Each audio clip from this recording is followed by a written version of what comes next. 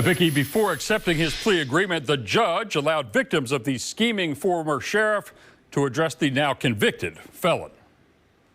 We truly believe that William Thornton, my dad, Terry's husband for over 42 years, would have had a fighting chance of survival if New Chapel was dispatched to us.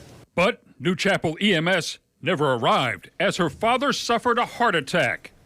Former Clark County Sheriff Jamie Knoll looted millions of dollars from New Chapel EMS.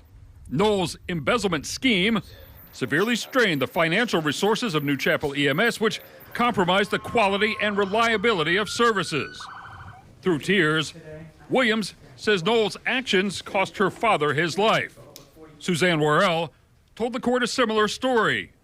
Last year, on Election Day, her brother-in-law, David Red Worrell, suffered a heart attack while greeting voters. Red was running for Clarksville Town Council.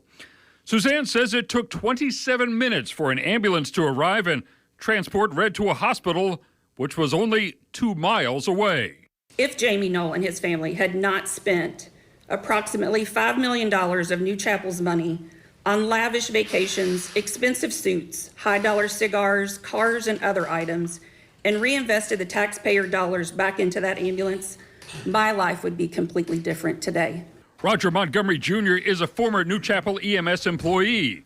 He told the court Knoll used to pull firefighters out of 911 coverage and have them do basic transport of nursing home and dialysis patients.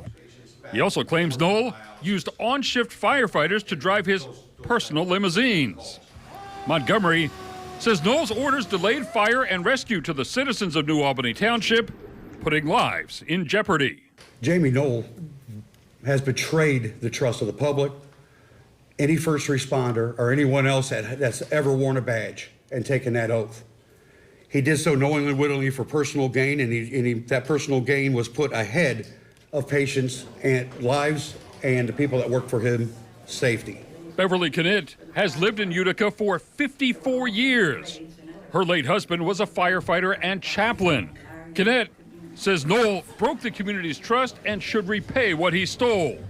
Then she summed up Knoll's crimes with a Bible verse. The scripture says, "What shall it profit a man if he gain the whole world and lose his soul?"